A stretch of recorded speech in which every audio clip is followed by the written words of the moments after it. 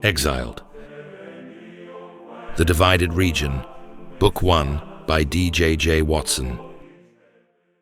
Chapter 6. Move! Hooves clattered against ancient cobblestones as Dillion's white stallion pranced beneath him, its mane rippling in the afternoon breeze. Noble women clutched their fans to their breasts, whilst peasants dipped into awkward bows. Whispers rippled through the blurring crowds. The prince. Though the admiring glances pleased him, Dillion barely noticed them. Instead, his thoughts lay fixed on why he had been recalled to the capital so soon. Had his father's condition worsened? Unlikely. It seemed every time Robic had one foot in the grave, he'd hop right back out. Anyone hearing his musings might think he harbored ill will towards his father, but nothing could be further from the truth. The reality was far more complicated. Dillion held a deep affection for the old king, yet their ideas about ruling the realm stood worlds apart. Unlike their forefathers, Robic refrained from war, exploration, and expansion of the empire. He opted for peace and democracy instead. A noble pursuit, no question, but one that opened you up to exploitation. Dillion often wondered if all those years of sitting in that grand seat had eroded his version of reality. Estrana was full of savages, cunning kings, and earls who were always scheming and conspiring against you. So much as a turn the other way, and they would sink a dagger into your back. Estos was no different. "You're just being paranoid," Robic would often accuse him, and he didn't disagree with the old head. If anything, he sourced great pride in the trait. A ruler who was paranoid about their kingdom was a ruler who sought to protect it. Dillion had learnt that much from his time studying the histories of Estos's greatest monarchs and warlords. Those who let their guard down, who trusted too easily in the goodwill of others, rarely lived long enough to see their dreams realized. Better to be watchful and ready for the knives that lurk in the shadows. Yet it looked like his father might escape a treacherous blade in the night. The sickness ravaging his body was doing his enemies' work for them. Though the aging ruler fought through each bout of weakness, anyone with half an eye saw he was deteriorating. With each passing season, Robic's sleep grew deeper, his breath more drawn. Dillion knew it wouldn't be long before he inherited the throne and could steer Valencia in a new direction. One of expansion, respect, and power. But there was a very stubborn hurdle he needed to overcome. Reuben's mount fell into step beside him as Istrel Castle's shadow stretched before them, its spires piercing the clouds above.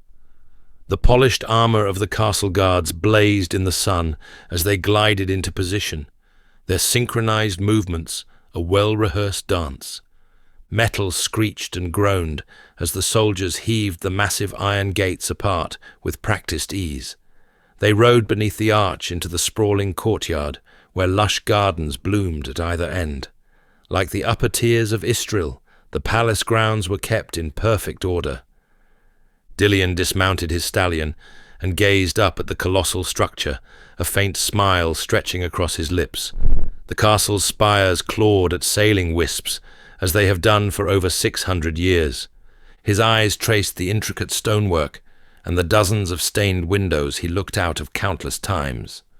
The sight from the tallest chamber, his father's quarters, always took his breath away. On a clear day, he would see each tier of the city cascading like giant steps into a valley. Sunlight would bathe the white stone buildings, creating a brilliant glow that reminded Dillion of freshly fallen snow. Sometimes he would even catch a glimpse of the thin strip of land beyond the outer walls, flanked by the mighty eternal ocean. Valentius, the first of his line, had selected this very spot to build Istril for that reason. The narrow bridge of earth served as the only path to and from the city, allowing merchants and visitors to pass, whilst remaining easily guarded. The sheer cliffs that surrounded the capital ensured no army would ever hope to approach unseen. It was a clever strategy that Dillion admired, and he hoped to match such wisdom when the time came. He gestured for Reuben to remain outside as he climbed the castle's steps, where a stern-faced Alistair waited beside the towering entrance. "Do you ever smile, Gemens? And why would I, when you continuously find new ways to vex your father?" "Again?" Dillian sighed. "What about now?" "The weekly council. This will mark your 4th absence this season. I'm sure the elders' dispute over what paper their universities should use can wait another week." "The king is ill," Alistair growled. "Do you understand what it means to reign one day? It requires tending to a great many matters you dislike." For a moment there, I feared you were implying I don't have the attributes to do that. "Your sarcasm eludes me." "Then I shall be clearer next time.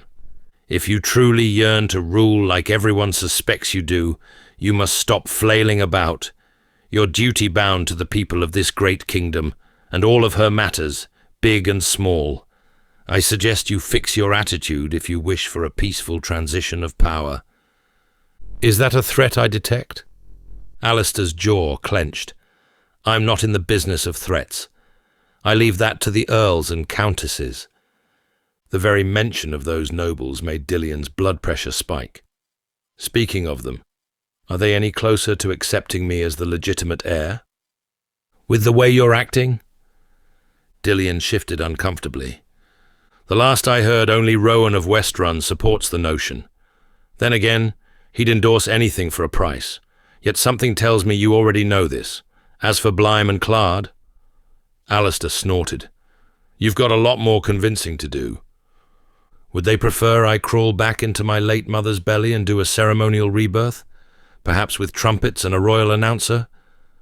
A hot flush crept up Dillian's neck. "Get those stuck-up peacocks on side, Alistair. Your position as Hand also depends on it. That's not up to me or you to decide. We live in a democracy, Dillian, not a dictatorship. You are well aware they are undecided about Darius." "You mean the exiled traitor?" "Allegedly." Alistair's statement caused Dillian's knuckles to turn white. "Have you doubts about his crime?" he asked through barely parted lips. "You take my words too literally. You and I both know your father acted on impulse. The sentence was rash and without proper judgment, all of which would have been avoided with a fair trial. It didn't need one. The evidence was damning. Yet there were no justiciars to scrutinize it." Dillian sighed. "You're testing my patience." "You've been testing mine for years." Alistair held his glare. "You know as well as I do that the earls and countesses are a stubborn breed. If you fall out of favor with them, they will make all that you do difficult. Should you seek their approval, I advise you to act in keeping with your role and be mindful of their interests. Politics isn't a one-way road. Now come on, the king is waiting." Dillian watched as Alistair disappeared into the shaded archway. He spun around and inhaled the midday sun as seagulls flew overhead. They drifted across the azure expanse with an elegance that held his eyes. He envied their freedom, longing to float through the clouds and plunge past the steep rocks beyond the fortress. In trying times such as these, Dillian imagined shoving Alistair and the stubborn nobles over the towering precipice once he claimed the crown. Their cries would ring like sweet music. He peered down the stairway, where Reuben stared back, his dull brown hair fastened in a knot. "I get the sense that wasn't a constructive conversation." "You would be right in that assumption. Blyme and Claude are still undecided," Dillian said. Reuben had become his closest ally and sole confidant since his brother's exile. Sure, his loyalties were mostly to the coin, but he was worth every ounce. His network stretched further than Dillian's own, reaching well past the borders of Lencia. "Bastards," Reuben spoke with his usual precision. "If discussion is getting them nowhere, then it might be time to introduce proof." "What kind?" "Of Darius's demise. No solo traveler has survived the Forbidden Forest, especially a young man who hadn't wetted his fiddle, let alone his sword." Dillian mulled over the suggestion. The notion seemed ridiculous at first, but as he considered it further, it began to take shape in his mind. Proving his brother's death would settle the arguments about his punishment and strengthen Dillion's claim to the crown. A clever plan, though one that came with its share of problems. Where would we begin? It's been 10 summers. Finding his corpse will be like trying to find a trinket in a lake. His enthusiasm quickly waned. Not even gold could persuade the best trackers to undertake this endeavor. Reuben chuckled. You think too deeply, my prince. Then enlighten me. I suggest we pay men, dozens of them, to go door to door around Valencia. Until what end? Until some desperate soul gives up the remains of someone matching your late brother's age and height. You're twisted. Dillion combed his jet-black hair, his emerald eyes slowly filling with a wicked glee. Who in their right mind would have us excavate a loved one's corpse? Reuben's lips curled into a devious grin. Those who need money more than their remains. Desperation is a powerful motivator. Surely the nobles employ those who study the dead. What could they hope to discover besides bones and withered hair? Dillion paused. How much and how long? 2 sacks of gold and silver. Excuse me? Your father's to blame. It was far easier and cheaper to recruit when times were harder. I can have men from each city by the end of the week. Just give me the order. Your prices are getting out of hand, Dillion sighed, resting his palms against his slender hips. Only because the requests grow more complex by the day. You brought this idea to me. And yet, from what I heard of that spat with Alistair, you need this to cement your right to rule. Dillion thought his proposal over. The bastard seemed to demand more coin with each day. Though the cost stung his pride, he knew winning the support of the nobles was essential. He let out a weary breath. Fine, I will settle my debt when you make good on your word. Now, leave before I put your head on a pike. My lord. Reuben bowed with a half-smile. He leapt onto his steed and galloped away, leaving behind only the fading echo of horseshoes against stone. Dillion entered the castle and traversed its long hallways. Tapestries hung from the walls, each embroidered with the crest of House Rarkez. It didn't matter how many times he saw them, it always filled him with pride. When he walked into the throne chamber, he was met by Alistair's signature icy glare, the one that could freeze hell itself. The iron chair creaked as his father leaned forward to look at him, but even that seemed too taxing for the king. He had lost much of his weight this year, giving his face a gaunt, pallid exterior, which wasn't helped by the sunlight that filtered through the painted glass. Father. Dillion's voice echoed past the ornate columns before fading into the far reaches of the chamber. How are you feeling today? Robic didn't reply. Instead, he slumped into the throne, the armor he so stubbornly wore chafing its iron frame. It kept him believing he was still strong, still able to rule their kingdom, even though underneath that steely outer shell lay a withered man. Your late arrival displeases the king. You were supposed to be here this morning, Alistair said, his words dripping with self-importance. As always, the king's advisor hovered by the throne in his crimson armor, clinging to Robic like a barnacle, a sight that never failed to irritate Dillion. My sincere apologies, father. I had urgent matters to deal with in the Heartlands. I spoke at length with Blime's commander, and he supports the move to bolster their military. He spread his arms wide, his enthusiasm falling flat in the chamber. This is great news. It means we can finally look to reclaim Skull Island as our sovereign land. Robic raised a shaky hand. I couldn't care less about that wild territory. Your responsibility was to be here, for the weekly council. He wheezed, pausing occasionally to catch his breath. That pesky isle is not your concern, nor is it mine. I will not allow more lives to be lost to the inhabitants of that cursed land. Dillion fought hard to restrain his sneer. The island held far more significance than his father realized. Its wealth of raw materials would fill their coffers for generations, but the true prize lay in its location, a vital route that could link their homeland to the mainland kingdoms across the waters. Then there was the military aspect to it. It meant they could strike Elrond's eastern shores, should the appetite for that kingdom grow strong. But King Jeffor could... Then he can have it! Robbic's wheezing spiraled into a violent chesty cough. Boots clattered against stone as Dillion bounded up the steps, his hand outstretched. "Father, let me..." "Stay back," Robbic spluttered between coughs, turning his shoulder away. At the king's side, Alistair remained motionless, his features carved from the same granite as the castle walls.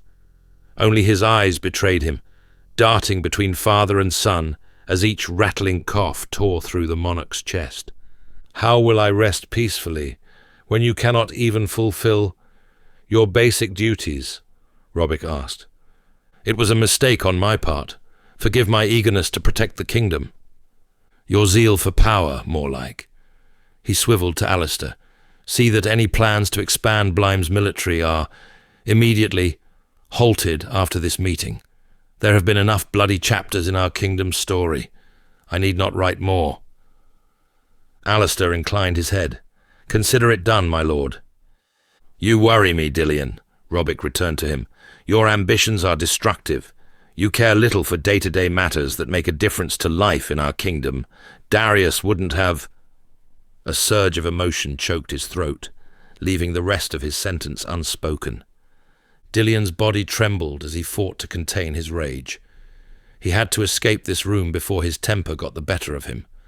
Forcing back the anger that threatened to burst forth, he bent and pressed his lips to his father's brow. "Forgive me, father. I am still learning the nature of managing this vast kingdom, limited as my role may be." Robbic nodded without looking at him. "See you next week," Dillion said, trading a glare with Alistair before exiting the royal chamber. He stormed through the castle's winding corridors, his boots echoing off the walls as servants scurried out of his path. When the fresh air of the courtyard finally filled his lungs, he drew in several deep breaths to calm his racing pulse. To his surprise, Reuben was there, leaning against his horse, arms crossed. "What are you doing back here so soon?" He descended the steps. "Aren't you supposed to be preparing your men?" "Yes, but I have more important news." Dillion's rage had been replaced with curiosity. "Go on." Reuben glanced at the many guards manning the distant ramparts and gate, keeping his voice low. "As I was leaving the city, an old associate of mine flagged me down.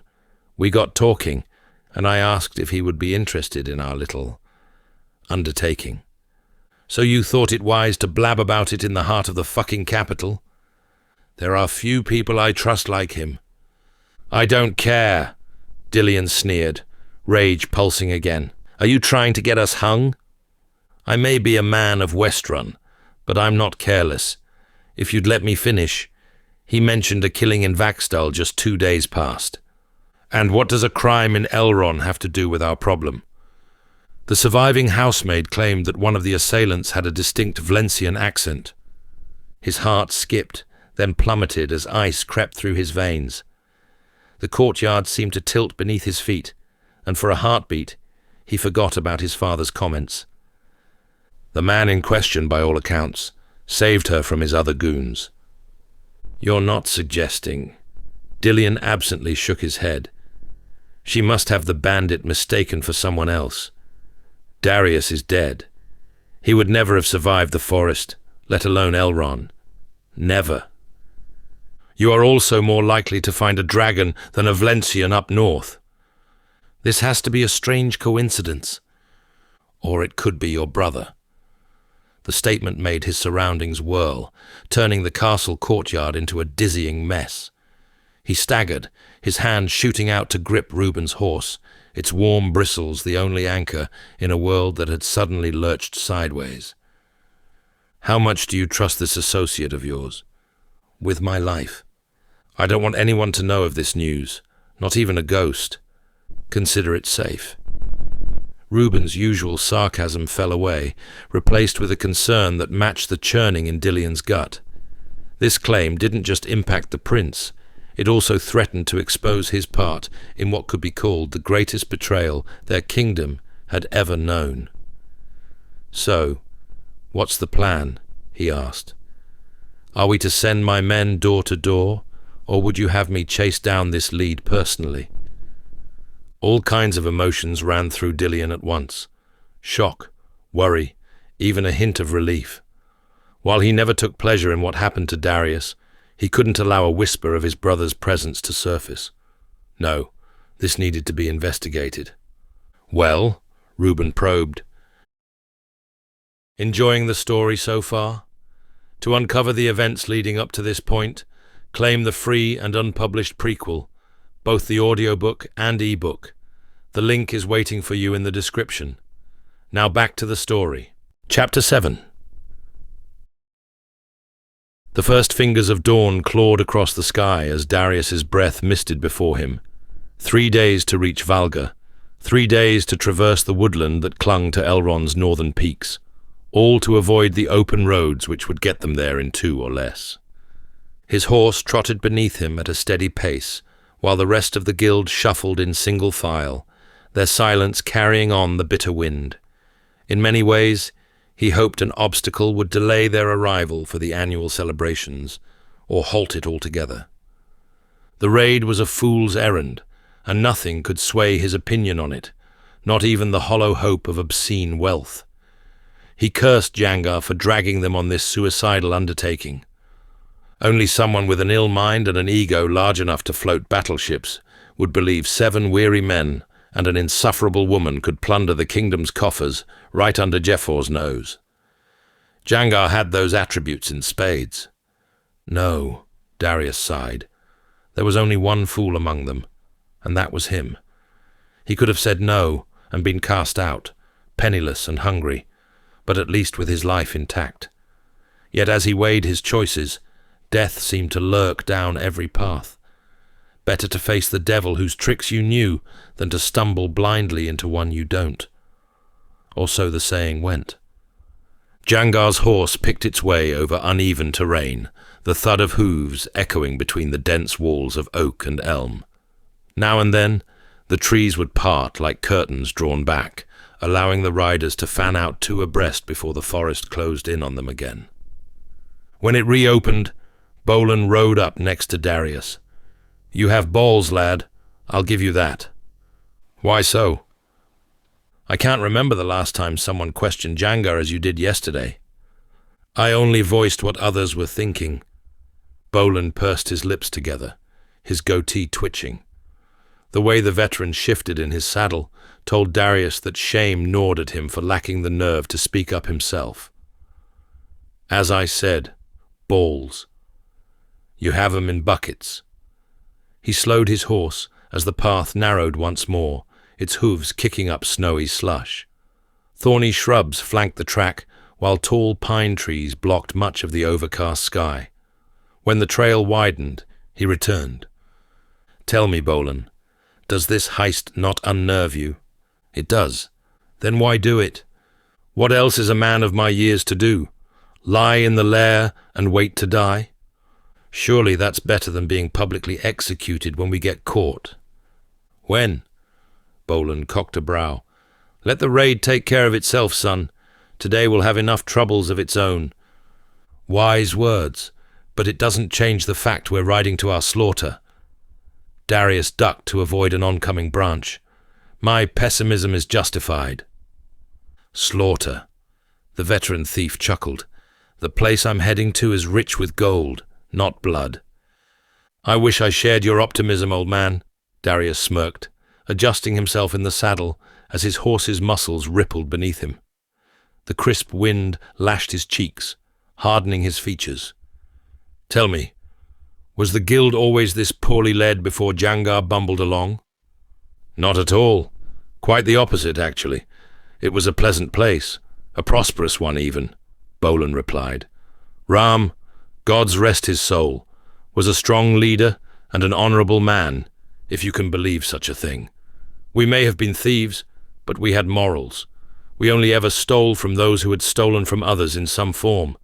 I'm talking jarls, guardsmen, greedy nobles, and other bandits. Rarely did we spill the amount of blood as we do now. His eyes dimmed.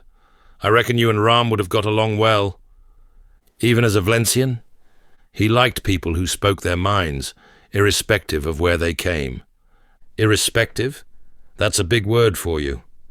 A gruff chuckle escaped Bolin. My mind is not yet as haggard as my body. Darius's thoughts wandered back to his first steps into Luther's lair. Heads whipped around like predators, catching a fresh scent, their suspicious gazes assessing his capabilities. It was no different than when he entered the Crimson Barracks at 10 summers old. Shoulders that once tensed at his approach now slackened. Hands that were tucked between sword belts now extended in greeting, and wary glances transformed into respectful nods. It took years before he summoned the courage to voice his opinion. How did Jangar ever get in charge? Bolin's features darkened. He was always an angry one. We brought him in when he was a wee boy, only 15. He was an orphan, and Ram was convinced that with time he would iron out his unruly ways. Sadly, it only strengthened them. How so? When Ram died in a botched raid, Jangar had already come of age and seized the chance to take control. The worst part? We all just let him have it. Most of us had lost our spines by then. The guild went through a terrible drought, not too dissimilar to what we're experiencing. I regret not saying something or encouraging a vote, but that's my burden to carry. And if you've ever wondered why my skin resembles that of a prune, you now know. You speak of droughts, botched raids, and lost spines. Anyone would think you're talking about current times. Maybe Jangar will meet Ram's fate. Perhaps we all will. And if we don't? Darius flinched at the ridiculous idea. His mind scrambled for an answer. Then we'll be rich. That's the spirit. Bolin smirked before dropping back into single file. He didn't return after that. Instead, they rode on at a good speed in complete silence as dawn turned into dusk. The last rays of light pierced the forest, painting everything in shades of black and gold. It was beautiful, but fleeting. As the winter sun fell behind the mountains, deep shadows cast themselves over the woodland. The group's pace had dwindled to a gentle trot, with tired voices calling out for a break.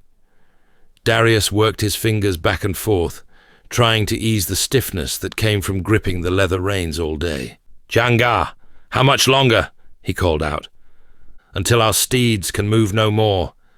His voice echoed through the pines. Darius shot an exasperated look towards Alir, who appeared just as irritated as he felt. Meanwhile, Bolin gazed upwards at the darkening heavens.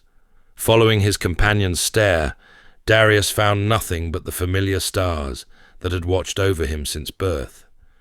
They twinkled exactly as they always had, unchanging and constant. What is it? When did you last see a deer? He asked, an unsettling tone attached to the question. I don't know.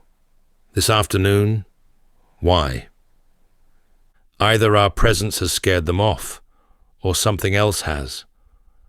Darius fell quiet, his senses suddenly heightened to their surroundings. As they rode ahead, the hooves beneath them sounded more like thunder than footfalls on the forest floor.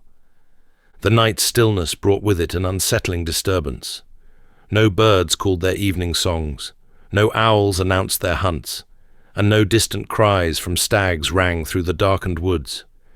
His gaze darted to Alir, 1,000 chilling thoughts accompanying it. When his horse twitched nervously beneath him, Darius knew with bone-deep certainty that something was wrong. "Night ravens!" Philip yelled ahead. The entire group pulled sharply at their reins, causing their mounts to grind to a stop. When Bolin raised a trembling hand skyward, Darius followed his gesture and spotted 3 dark shapes gliding through the star-lit expanse above. Though they moved like bats, their size was far closer to a man's. "The tree line!" Jangar cried. "Now!" Darius drove his heel into his horse's ribs and steered it into the densely packed trees. Low-hanging branches battered him from all sides, but adrenaline numbed their licks. He glanced over his shoulder to see Bolin and Alir swerving to avoid hitting the many timber offshoots. After plunging deeper into the woodland, they finally halted and slipped from their mounts, securing them to the sturdiest trunks. Through gaps in the dense canopy, the moon cast an eerie paleness across their saddles. Though each rider attempted to soothe their steeds with hushed words, the animals continued to shift anxiously, their soft neighs betraying their unease. Darius gazed up, unable to spot the ravens through the throng of bare branches. Perhaps they were gone. Alir's boots ghosted over the earth, each footfall as silent as falling snow. He slipped between the trees, weaving a path back towards the trail. Darius urged him not to, but Alir pressed forward, his silhouette growing fainter until it melted into the inky blackness beyond the trunks. He watched the spot where his companion had vanished, letting a full minute crawl past while dread crept through his chest. As he turned to the others, their faces mirrored his own. Then came a sound that tore the night in two, piercing and inhuman. The screech clawed its way down Darius's spine, raising every hair on his neck. Between the cluster of trees, an enormous night raven descended with claws that glinted in the moonlight. The beast struck something hidden from view. Please, gods, not Alir. The prayer echoed through his mind as his fingers wrapped around the hilt of his sword.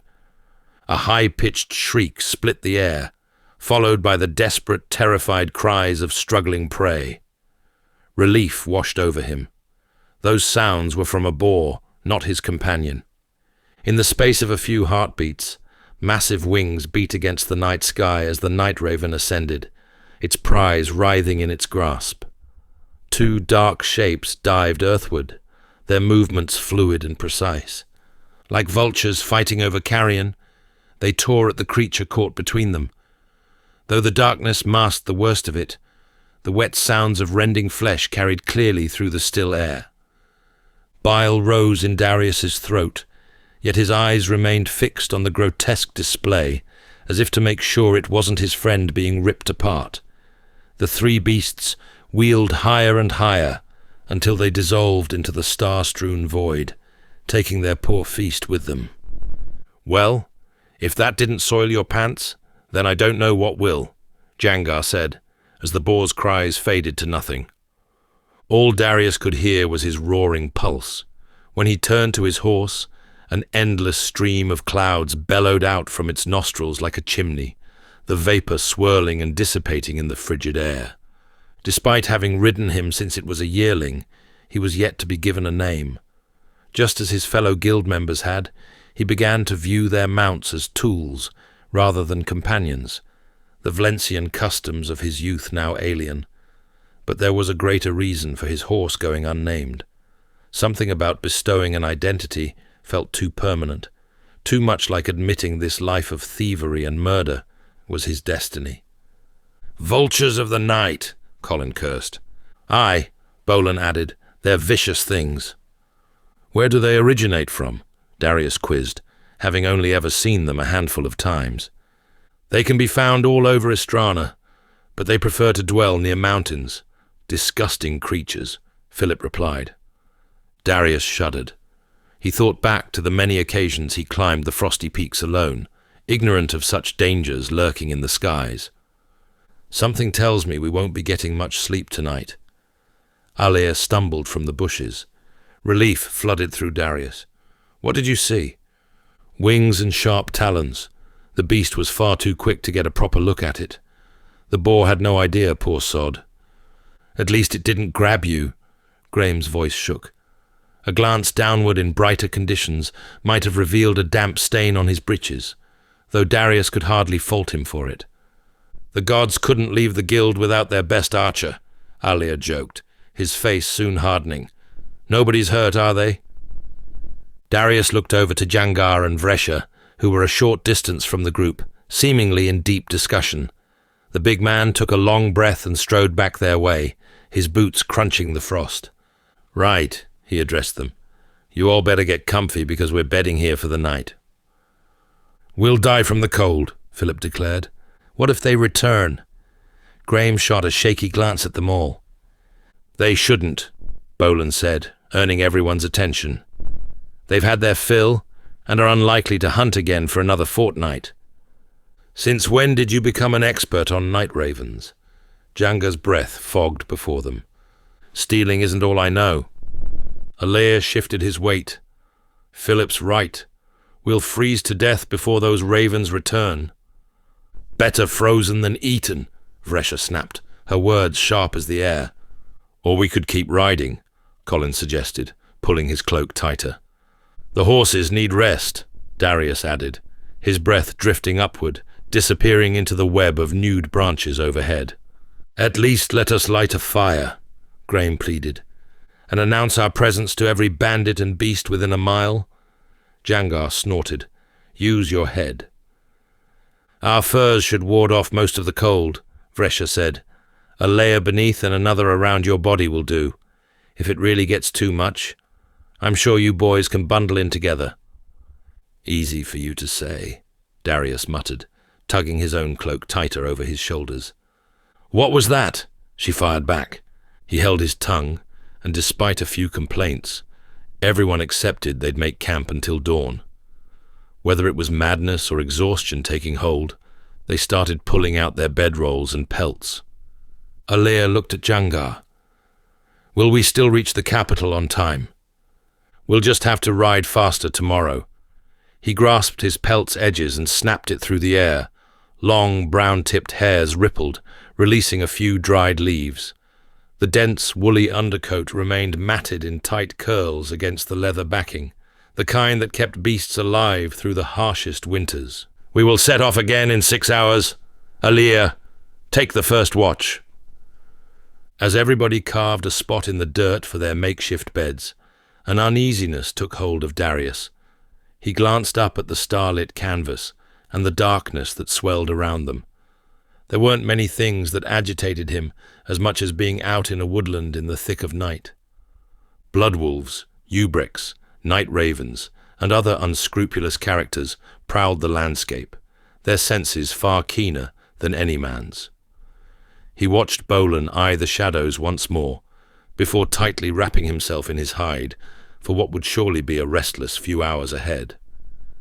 "Come on, brother." Alea's touch startled Darius. "Get some rest." "Will do. Tap me when it's my turn to keep watch, but be easy about it. I wouldn't want you screaming like a duchess now. And I'd hate to slash your throat because I mistook you for a blood wolf." Alea smirked. "Sleep well." "I'll try." As Darius unpacked the furs from his horse, he thought he saw a shape move through the trees. His pulse quickened as he searched for whatever had caught his attention. Nothing moved in the gloom. The form must have been a trick of the shadows, he told himself, or simply his fraying nerves. He fought back a yawn and laid on his hide, staring at what slithers of the starry night were available to him. The temperature had since plummeted and unleashed an unearthly chill that ate away at his cover.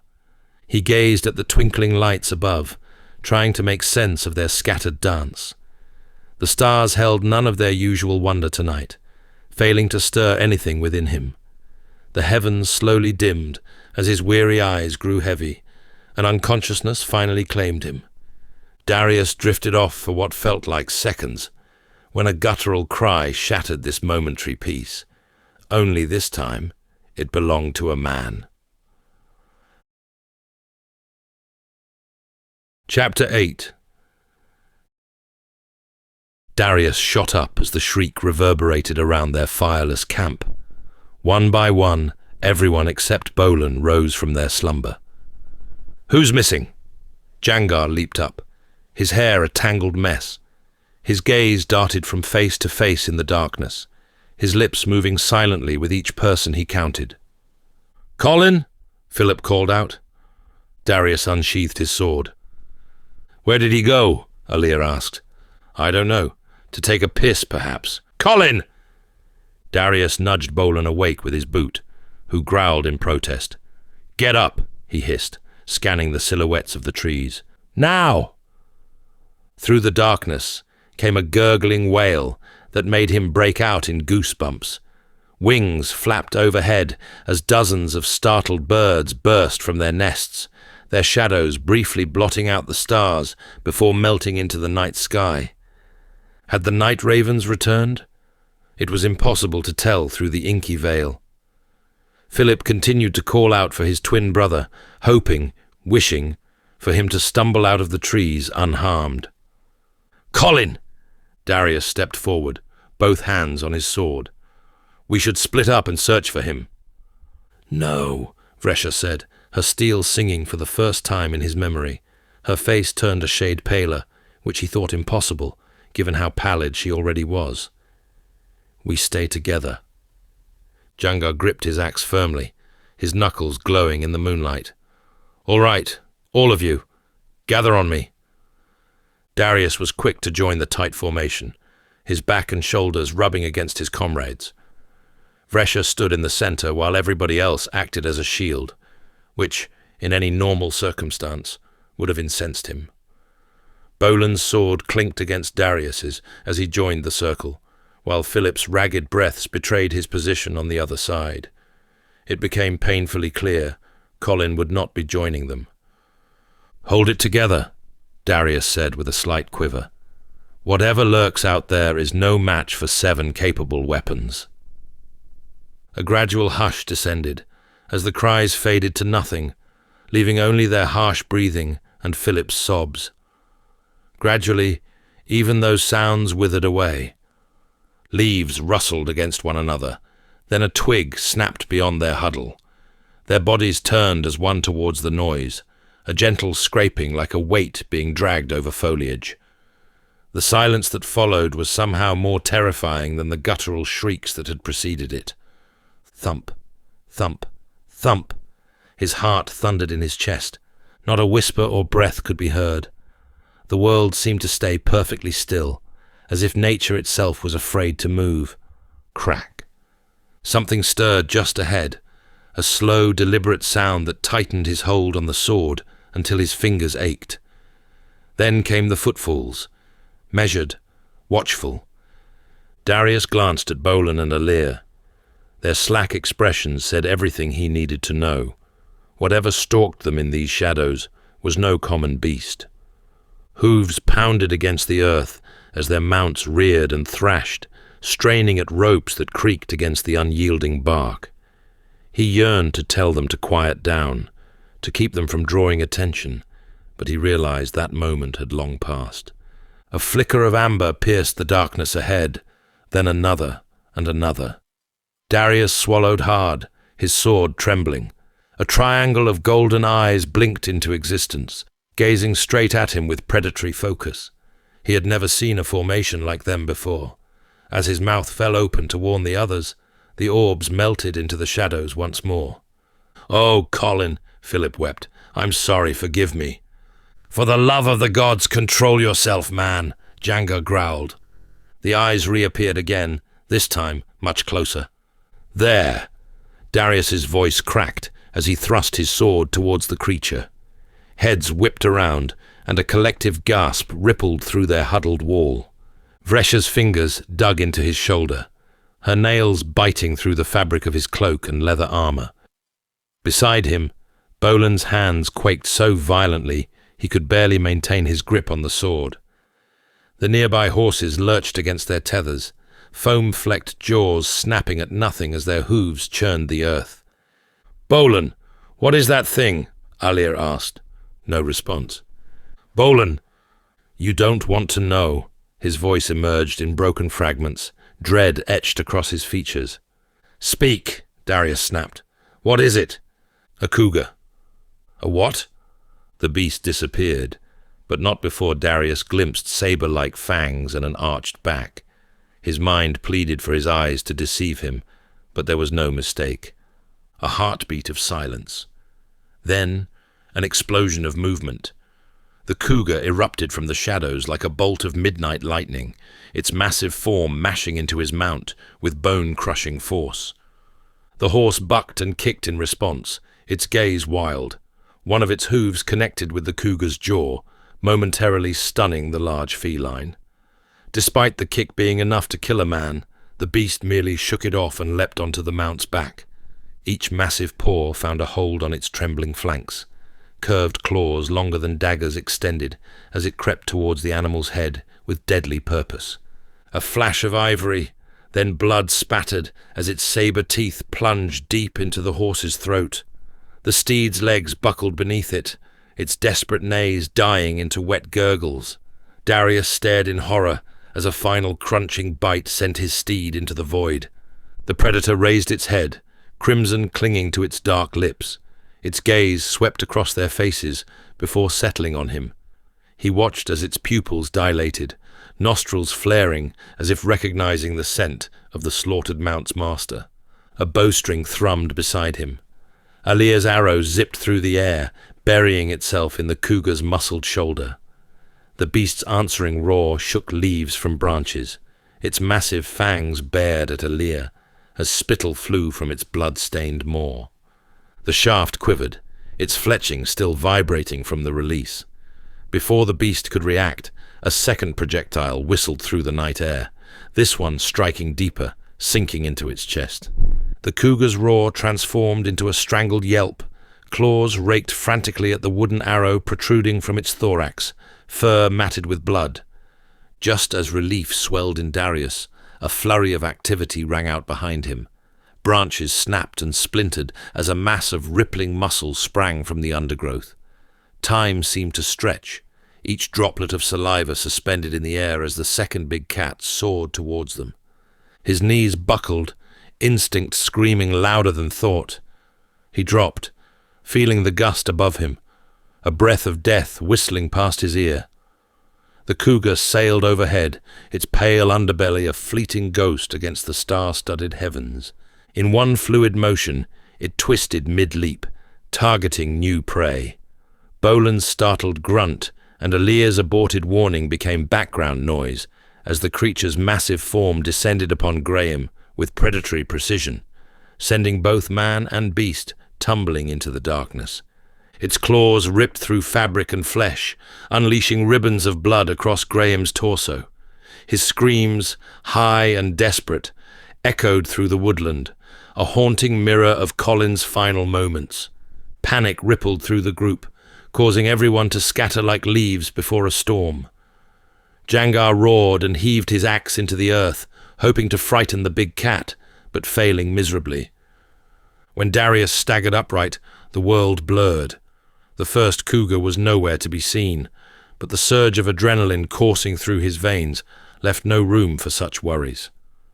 With surgical precision, the second cougar clamped down on Graham, and then his body went limp, his arms splaying outward lifelessly.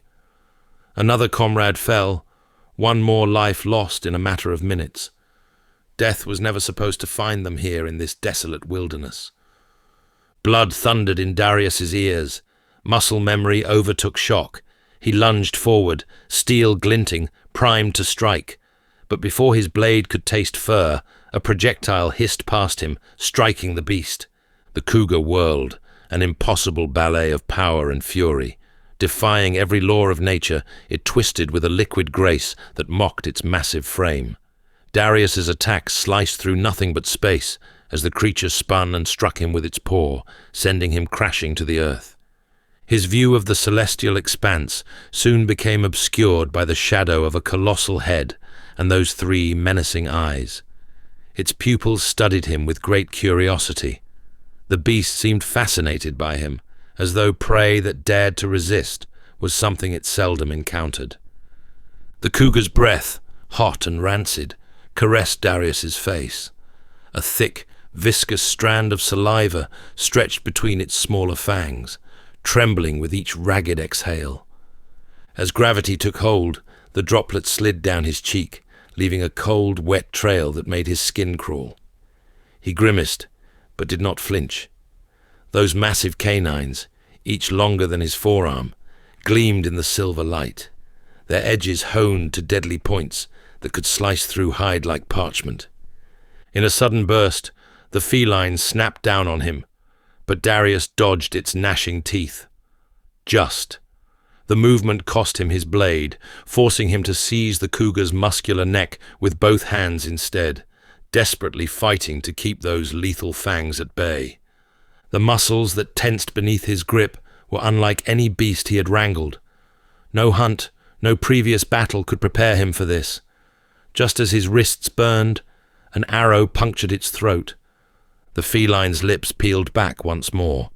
In that fractional heartbeat of hesitation, Darius quickly released his dagger and drove the blade upward, finding the soft vulnerability beneath the creature's armpit. Once, twice. He lost count after 7 thrusts. He plunged it over and over again into its flesh, until hot blood slicked his fingers. The beast's response was immediate, a howl that was part roar, part wounded cry. Curved claws raked across his chest, shredding his cloak and grazing his cuirass. A strangled sound escaped his throat that was neither a scream nor a gasp, more shock than anything. The beast recoiled, its huge form leaping back from him. Blood trickled down its fur where his blade jutted out like a wayward branch. Though it thrashed and clawed at the weapon with frenzied swipes, the dagger stayed firmly lodged in its flesh.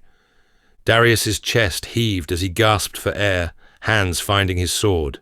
He stood and trained the tip of it on the wounded creature, ready to strike.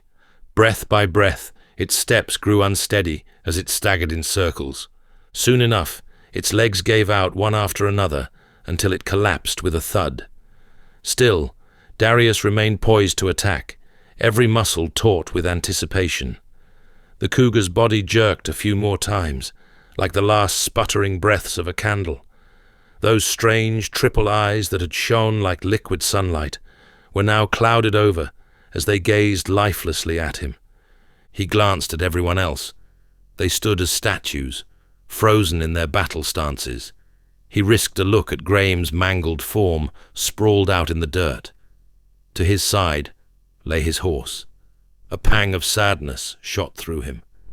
When Alia touched his shoulder, he spun and pressed his sword against his friend's throat. Alia raised his palms. "I'm sorry." Darius lowered his weapon. The claw marks burned, each laceration pulsing with a fierce intensity. Luckily, the wound wasn't grave, but it sure stung. "I have never seen one of those before." Alia studied the animal with a grim expression before gazing out at the trees. The other one must still be out there. Jangar spat on the earth. "If it has any sense, it will run as far away as it can." Darius strode over to the beast, wary that it might suddenly defy death and launch a surprise attack. Placing one boot beside his protruding dagger, he leaned down and pulled it free with a wet squelch. Boots trampled the dead leaves as everyone gathered around Graham's broken body. Philip sank to his knees, tears streaming down his face. The man mourned both Graham and his brother Colin, whose remains still lay somewhere in the shadows. The others kept a short distance, heads bowed, as moonlight cast long shapes across their grief-worn faces. Amid the solemn assembly, Darius clenched his bloodied dagger and glared at Jangar. How many more would have to die before he admitted this heist was nothing but a death sentence? Don't forget to claim your free ebook and audiobook of the prequel. The link is in the description. Now back to the story. Chapter 9. Everyone stood around Graham and Colin's bodies just as dawn threatened to break. They draped the men in tattered rags, each garment marked with blood and dirt. One body, however, was considerably smaller and more damaged than the other. Darius was thankful he and Alia had been the ones to discover Colin, sparing Philip from that trauma. The twins' mangled form barely resembled a man. The cougar had torn his right arm clean off at the shoulder, leaving a ragged crater of flesh. His torso gaped open, where massive jaws had crushed through bone and muscle, collapsing his chest into a hollow cavity. Those once gentle features that had so often creased with laughter around the evening fire, were now frozen in a mask of pure terror, preserving the horror of his last breath. Boland's pale hand rested on Philip's quaking shoulder as he sobbed silently. When Darius glanced over at the cougar's lifeless coil, A chill travelled up his spine. Even in death, the beast carried a menacing presence. The creature's hide seemed a deeper shade of green, perhaps olive, though the faint morning light revealed stark stripes across that had been hidden in the darkness. "Alir, Darius," Jangar said, eyeing the bloodied rags. "Find these men a worthy burial spot." "We cannot just bury them here," Darius replied. "They deserve a place in the Lairs cemetery." "We don't have time." Darius stared at the guild leader, his words tumbling out before he could stop them. "You can't mean we're still heading for Valga?" "If Colin and Graham could speak, they would tell us to ride on, wouldn't they, Philip?" Darius watched as bewilderment washed over the bereaved man's tear-stained face. The grief was raw and fresh, bleeding like an open wound. They all felt it, but none more than Philip. "Philip?" Jangar's voice took on that familiar, dangerous edge. The grieving twin nodded nervously after a moment's hesitation. "Thought that much?" "Jangar, the raid is over." Darius fought to keep his tone level. "There is no way we can pull it off now. If you think I'm letting 2 of our men die for nothing, you've got another thing coming, titling. And there will be more deaths if we push on. We're riding to Valga. Make this the last time I tell you that." "Jangar," old Boland tried to intervene, always the peacemaker. "Piss off!" The big man's bellow halted any further attempts at mediation. "And the riderless mount?" Alir said. "There's one spare now. All the more to carry gold with." Darius shook his head, his lips curving into a snarl. "Their bodies have barely lost their warmth, and you're still putting coin before sense. We are in no fit state to raid the treasury. We must turn back."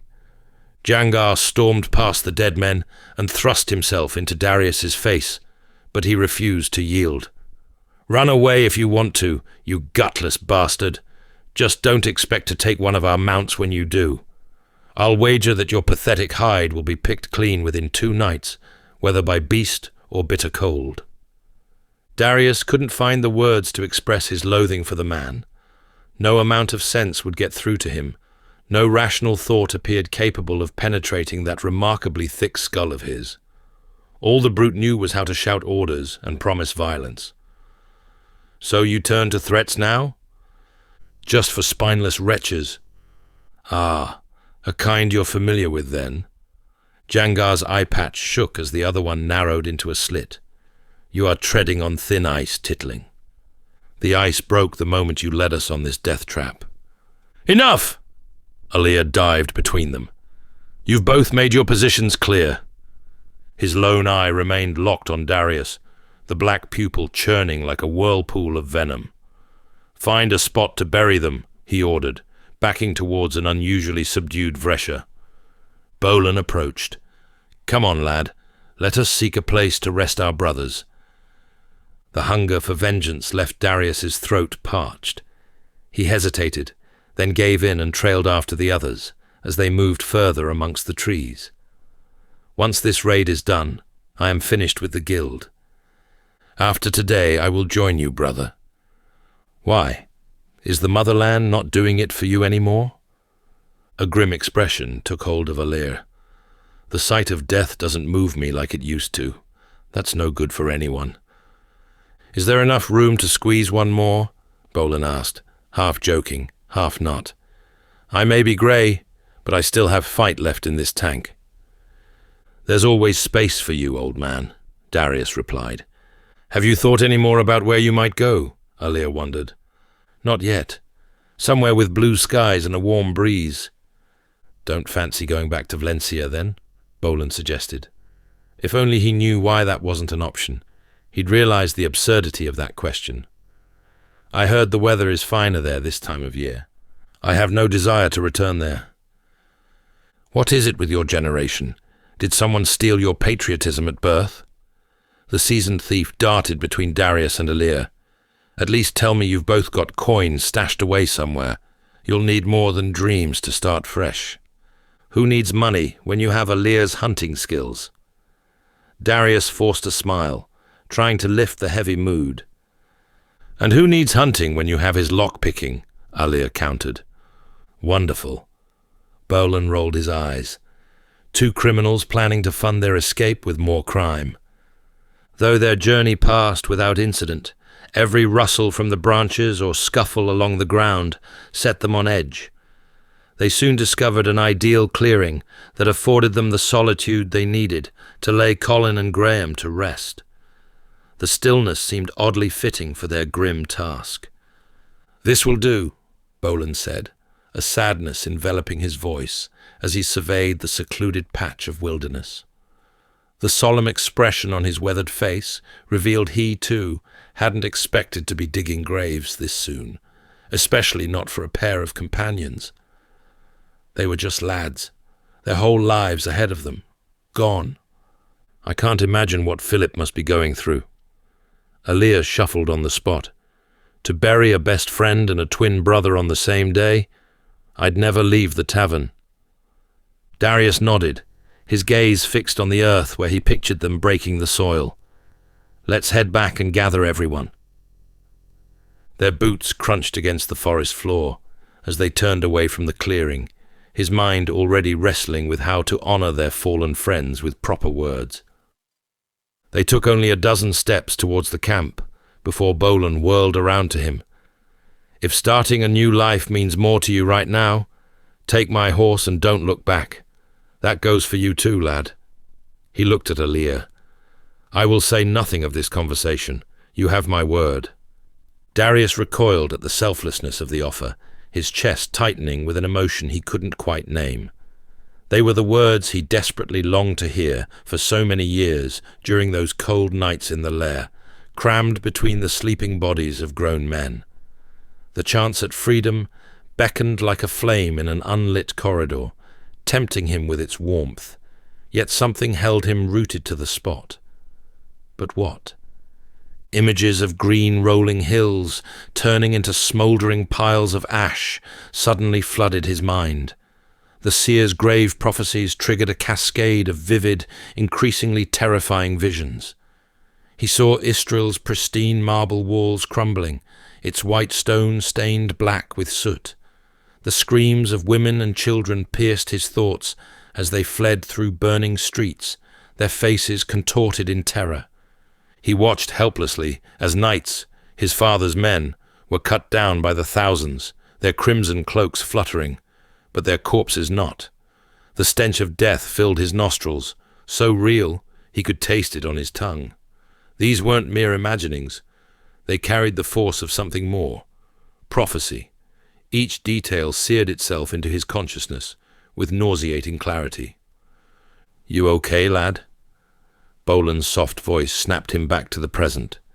You look like you've seen a blood wolf. Just lost in my thoughts, that's all, Darius said. I appreciate your offer, but now's not the time for abrupt departures. Besides, I have no fortune to fund this new life. Branches crackled beneath their boots as they emerged from the tree line. Philip stood beside the shrouded forms of his brother and friend, his shoulders quaking against an invisible weight. Vresha and Jangar lingered a few paces away, their eyes downcast, while behind them lay the massive bulk of the cougar. We found a place, Darius said, his voice barely above a whisper. Without a word, they gathered around the bodies and lifted their fallen companions.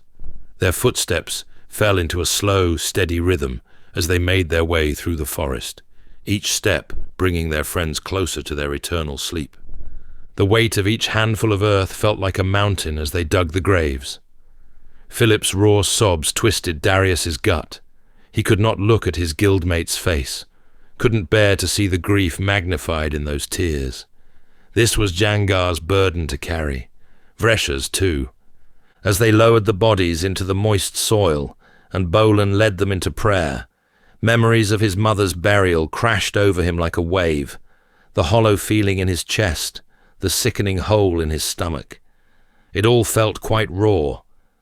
Around him, heads bowed, but Darius could only stare at the sky with rage building in his throat. Why? The question burned inside him as rain fell, each droplet as though the gods were watching. Why tear brothers from brothers, friends from friends? One moment they were alive, now they were nothing but cooling flesh in muddy graves.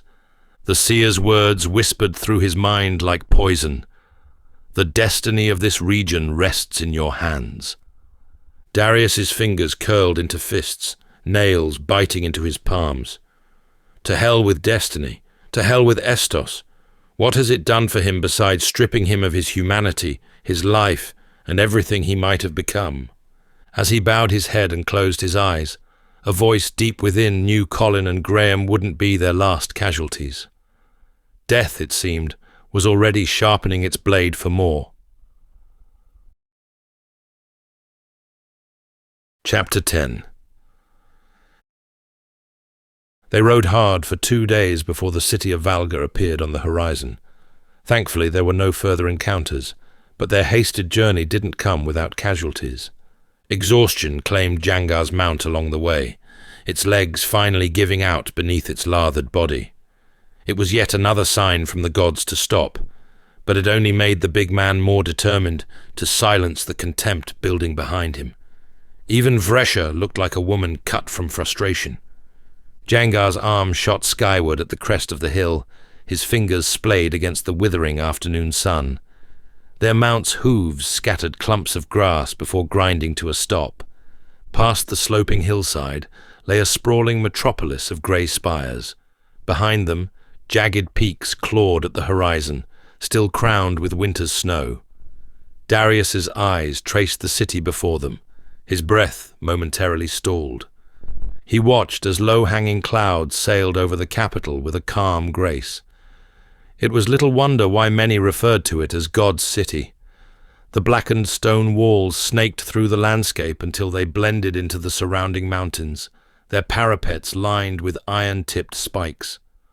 Archers patrolled the ramparts, their silhouettes mere specks against the battlements that loomed 5 men high. Like Istril, Valga's natural defences limited would-be attackers to one path, the main gate. The peaks huddled against the city's edges left no means of circling its walls.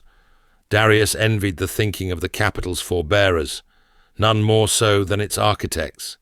The royal palace dominated the centre, its countless towers exhaling thin streams of smoke that spoke of warm hearths within, no doubt where King Jafar made his home. Jangar twisted around in the saddle of Colin's horse, grinning as if he had scored the loot already. There are piles of gold down there begging to be liberated.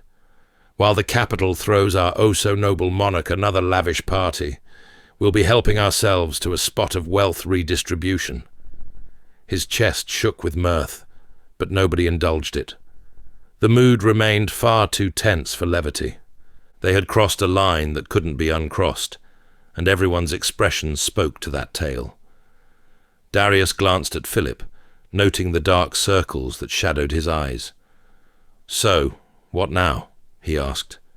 Jangar cast a quick look at the city again, maneuvering his horse. "This is where we part ways and split into groups. We do not want to draw attention to ourselves. As for who you partner with, I'll leave that to you wet nurses. I'm not your mother." His words were about as uncaring as the chill that travelled up the steep hillside. "There are 3 inns near the treasury. Vresha and I will take the quarry.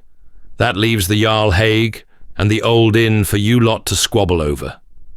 Vresha steered her horse into view, and when she finally rediscovered her voice, it carried that same grating quality that made Darius want to stuff cotton in his ears. "The festivities are in full swing, and the fine citizens are going to be too sloshed on cheap ale to give us a second glance. We'll strike the treasury 2 hours after the deepest part of the night, so make sure you get an early night's rest." Jangar's face twisted into an approving smile. "Whatever you do, lay off the booze and whores. Brothel workers will be out in full force tonight looking for easy coin. They might sweet-talk you about how big your cock is, but don't believe a word of it, understand? Stick to the plan and keep your heads clear." "Best heed your own advice," Alea whispered, for Darius's ears alone to hear. "Where should we meet?" Bolan asked. Jangar pointed east toward a long structure nestled between a cluster of smaller ones. There is the treasury. His finger shifted right. You see that dark-looking building next to it? Up there on the roof? That's a local armory. We'll gather there. It's discreet and has a couple of alleyways feeding behind it. How will we get onto the rooftop? Darius asked. Vresha fixed him with a look that bordered on hostile. Like all structures beyond 2 stories, it should have a flimsy ladder. If everything runs smooth, Jangar snuffed out any retort Darius might have uttered, we'll be long gone before the first drunk stumbles out of their favorite tavern to piss in an alley. He paused, his eyes scanning everyone's faces for any hint of doubt. When he saw none, he drew a deep breath. Now get into pairs. I'm freezing my manhood up here. Darius and I will form a group, Aaliyah was quick to announce. Well, knock me over with a quill. Bolin, Philip, that means you're together. Jangar's hand disappeared into his saddlebag, emerging with 2 worn leather pouches that clinked as he tossed them to each pair. Darius inspected its contents. Silver. There wasn't a lot, but it would see them through. That's your path to a warm meal and bed this evening. Spend it wisely. Why are you staring at me? A recognizable edge returned to Philip's voice. Still broken, still raw, but familiar. Because you're about as stable as a 3-legged horse. 1 sip of ale, and you'll probably end up serenading the tavern cat. Jangar then turned to Darius. Same goes for you too, Titling. If locals so much as sniff that Valencian tongue of yours, they'll string you up before the king can. Keep yourselves to yourselves. For once, something resembling sense tumbled from the big man's gob. Darius found himself nodding along, surprised that Jangar's usual bluster had given way to actual wisdom, even if it was delivered in that gruff northern drawl of his. Good. Now, gents, let's give the history books a story to tell, and get rich in the process. With that final pompous declaration, Jangar tugged at his reins and spurred Vresha forward. Their silhouettes shrank with each hoofbeat, their forms blending into the hillside, until only a dot remained, bobbing along the horizon like a blade of grass caught in a breeze. Darius looked at the rest of the group, his chest alive with nerves. Bolin, Philip, go to the Jarl Haig. We will make our way to the old inn, if that suits you both. The long-time guild member cast a glance at his companion, who offered a casual shrug in return. Works for us, he said, pulling his horse around while Philip did the same. We'll catch up with you this evening. Darius inclined his head. Godspeed. With that, the seasoned thief and bereft twin sailed down the hill. Only the 2 of them remained. He turned to Aaliyah, surprised by just how ready he appeared. Aren't you nervous? Where's the use in that? Aaliyah gazed at the distant city. Our fate is in the gods' hands now. Darius's gaze drifted back to the sprawling capital, where the castle's spires stuck out like sword points. His mouth went dry as the full weight of their mission sank into his gut. They would soon attempt to plunder the most dangerous man in all of Elrond, its king. And if they failed, those same spires would likely display their heads as a warning to others. Yet somehow, despite the madness of it all, despite every rational thought screaming at him to turn back, Darius urged his horse forward, toward what could either be the greatest heist in history, or their last. This chapter closes, but the journey has just begun. If you crave more untold stories of the divided region, and want to be the first to know when the next part drops, then join the Legion today. You'll also immediately be gifted the free prequel in both ebook and audiobook. Find the link in the description.